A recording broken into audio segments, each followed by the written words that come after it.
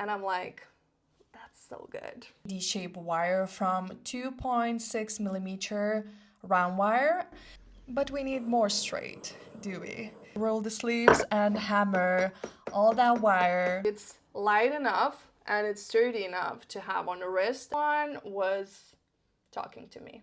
A lot of effort there because you saw that fire scale. You can customize it however you want. Well, I always check on my metal bench peg because it's like the flattest thing I have. And being perfectionist as I am, I gone through all the pieces. Hello guys and welcome back to my channel. Today we are making jewelry again. You know, it's just the most exciting part from all of my videos is just to make jewelry. I'm very excited, as you can see, because I get the chance to create with you here, and I'm like, that's so good. And we are making a bangle bracelet, so we will play with turquoise. You can customize it however you want. I will show you my way. That process, it's the same for all of the bangles, and I will measure everything, I will spill that to you, and we will have a beautiful bangle bracelet. At least I hope so. We have to, because we will create that now. So for today I chose a turquoise stone because this one was talking to me. If you're a jeweler or an artist, you will understand what I'm saying. Chain or the right bangle has to go with the right stone. It's always been like that.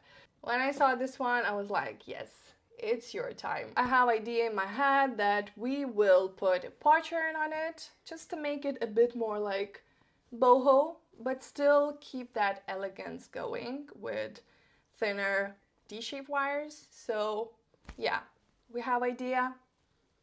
Let's do this. We start with testing our wires. I make it on really small amount of wire just to check if everything is going how I envisioned. And I didn't have D-shaped wires, so I made myself a D-shaped wire from 2.6 millimeter round wire, and I ended up with 1.6 millimeter D-shaped wire. And I put my pattern plate with my D-shaped wire. We have a very beautiful pattern and quite deep, and if you make it quite deep, it always will end up with crinkly wire for sure. So I'm just showing you the way how you can make it straighter. Of course, it won't be as straight as we need, but as the first step is quite effective, I would say, because even now you can see how it's straightening and not as crinkly as it was before. But we need more straight, do we? So now we need to anneal it, because from all of that rolling and straightening with wires, we hardened pretty much on that metal. I just made it round because it's easier to get in my pickle pot.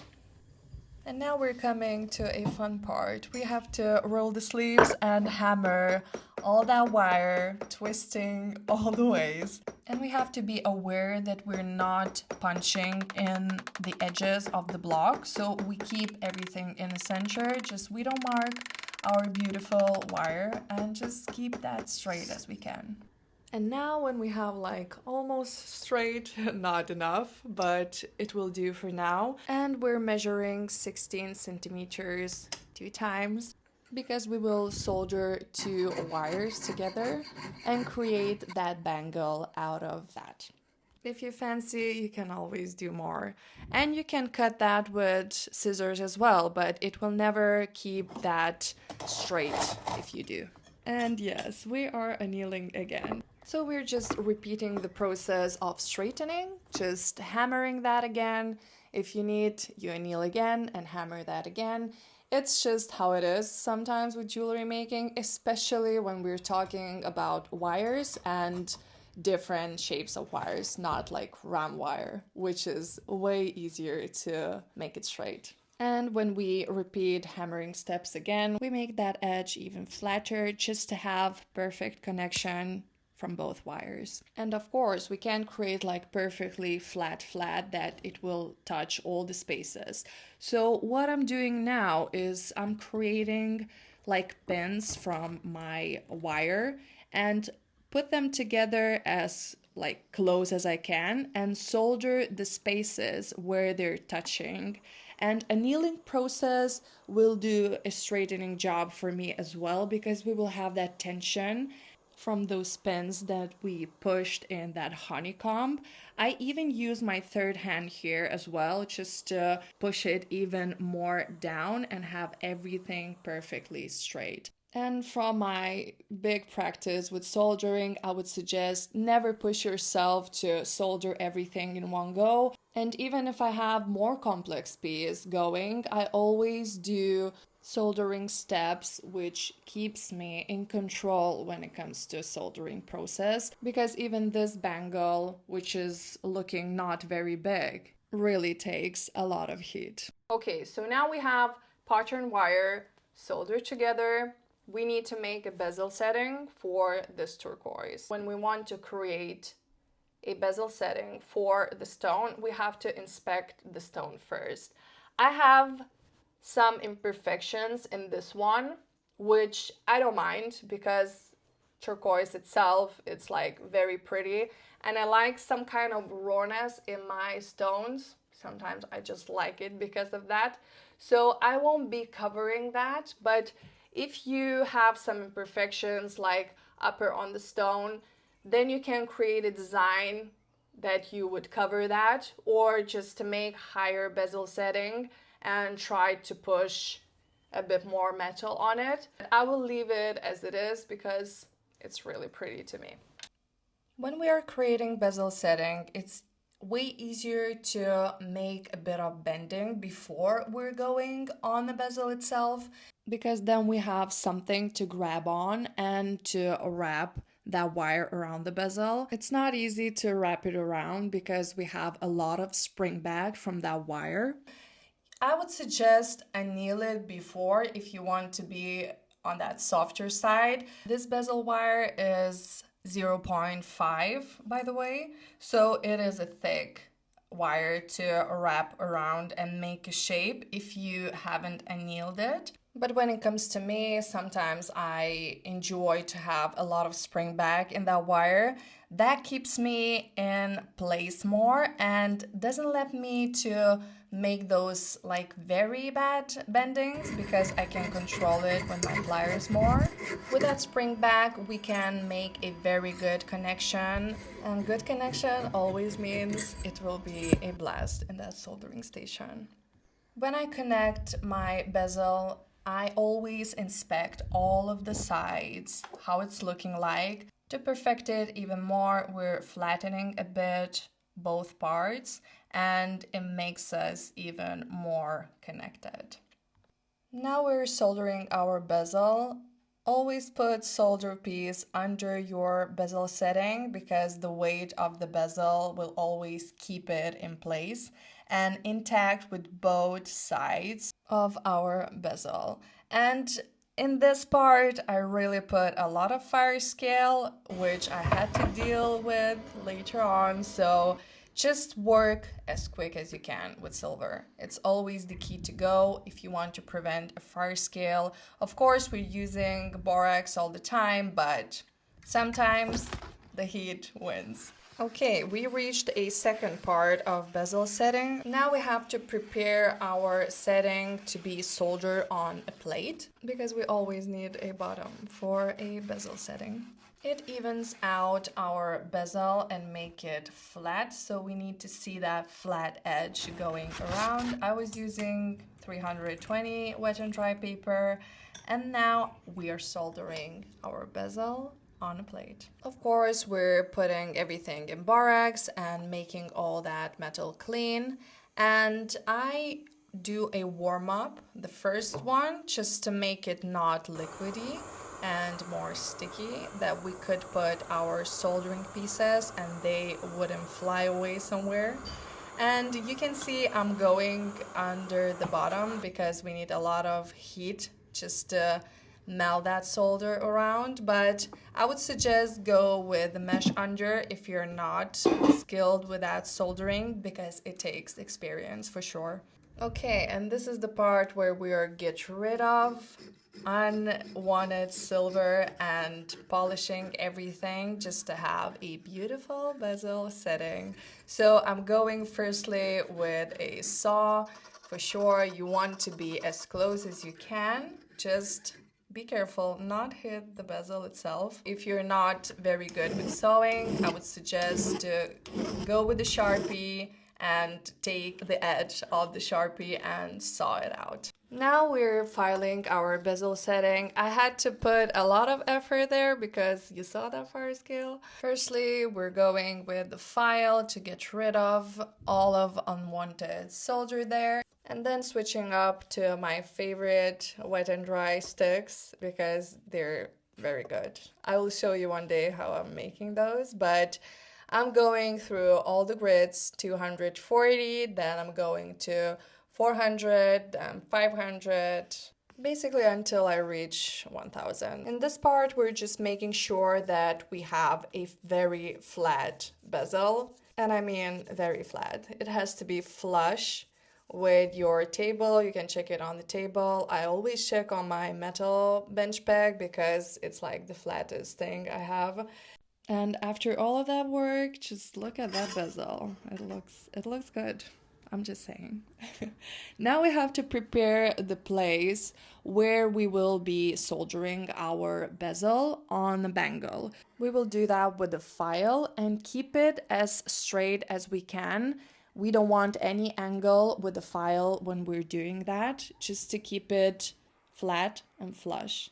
So now we're finally connecting that bezel to that bangle. It took us a long time, but we're here. And again, sometimes your pieces can be stubborn, or, even heating up the piece not evenly will make not melting solder. So if you see that you're like heating up the piece more and more, you can bring a fire scale. So we don't want that. Either you have to bring borax again and put it on the piece, or you're making steps. Steps is always the way to go, and then that solder will flow evenly and we will have a beautiful soldered edge.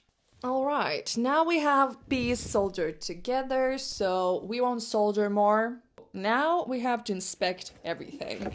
It's a bigger piece to connect because we have thicker bezel, we have bangle combined from 2 wires. It always changes the game when it comes to soldering, so it happens. Solder melts in places where we don't want that would be melting. So we have to get rid of everything. In the first go, as you saw, I used very aggressive wheel and come to the piece very slowly and with low speed, and just taking time to clean everything and perfect it. We don't want uneven surface on these steps, so we're just going with one abrasive wheel, then we're changing that to wet and dry mandrels, which I really enjoy to use because, just that spinning always makes a difference. Somehow it uniforms the piece differently that you would do that with hands. I always prefer go with hands from the first go, but then just always finish that up with my wet and dry mandrels, because look at that piece. It's just changing in our eyes. Yeah, polishing takes a long time. Filling, polishing, it's always the biggest amount of time, I would say. And then we are finally making the shape, which is, I know, it's like the most exciting part. Because after polishing, you already see how that piece is starting to make sense, actually. For that, I'm taking my round mandrel and just making that basic shape out of my bangle. We want to be slow here because it's still soft metal to bend, so we're doing step by step, side by side, and bringing pliers as well because I want it ovally shape in this part.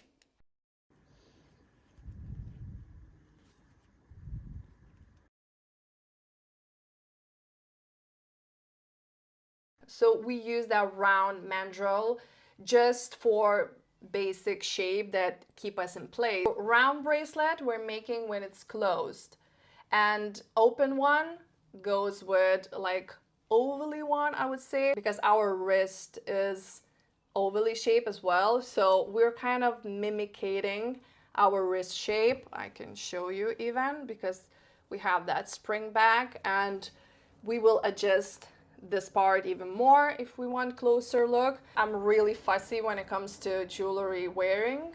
I like when it's like moving around, but then it has to be a certain weight, and yeah. So with this one, I don't have any fussing. I really enjoy it. It's light enough and it's sturdy enough to have on the wrist, and I don't mind that it's like this. I will fit in more. Now I will remove it and set the stone in, so we will have it as a watch, as you see. I left it on 1000 grit because I still don't know how I want to finish it, so we will see. I was thinking about patina, but I'm not a big fan of patina, so I don't know. Maybe I will leave it with that pattern like that. Just make a bit of shine. Just okay. We will see. Because for this piece, you can go with elegant and you can go with that wild style more as well. So I don't know. I kept it on 1000, so we're still on that.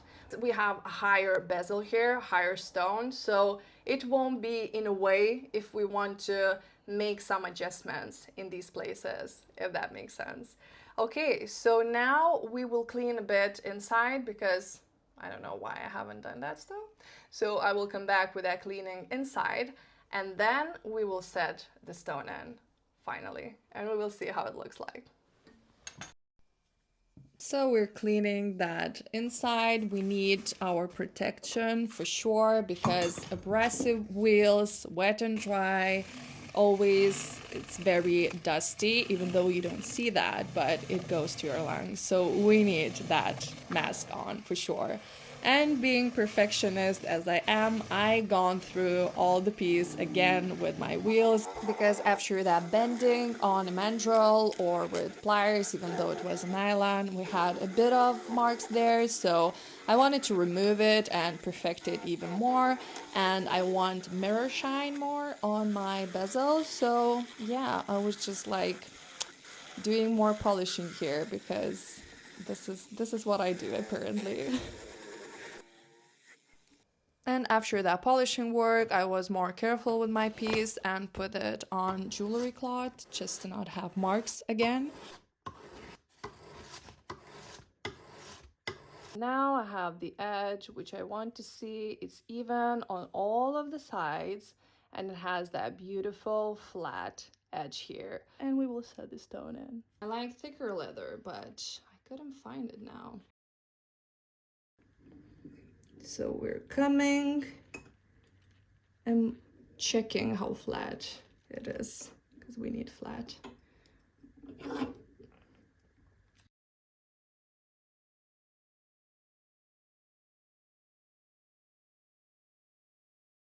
We're starting with bezel pusher here. I like to use this one in the beginning process where we are pushing the side of the bezel to the stone, like closer to have it on the top. But when it comes to going up more, I don't use this one. And we go. We are going on the corners. We need to go on the corners first, and then we will push more.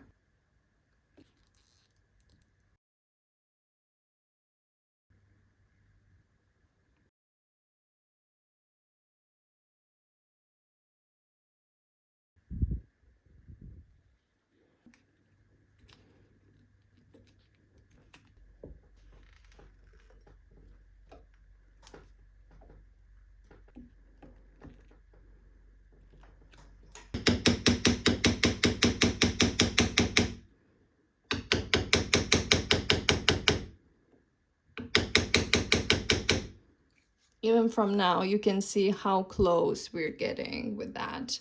So I really enjoy to push it with a hammer.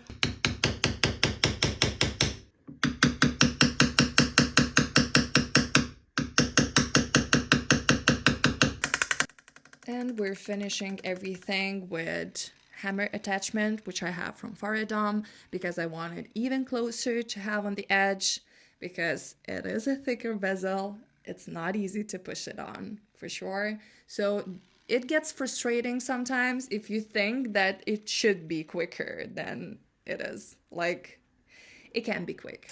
It takes some time. So just, be patient and go as much as you need, around and around. Not on one go. That's my main advice in this case. I covered my stone with some tape, and to finish it off, I put some compound and made that on wheels. But when you're coming with speeds, always on the lowest speed, and always not push your piece when the stone is already in. Turquoise is very delicate, so we don't want to put a heat there. And just look at that finish. Matte finish inside with wet and dry wheels, and perfected with a mirror shine on top. All right, finally we are done here. I'm kind of tired, I won't gonna lie. I always wait for your suggestions in the comments. Come there, talk with me. That's very, very useful. I hope you enjoy the creating process, and I hope you like it. And I'll see you in my next one.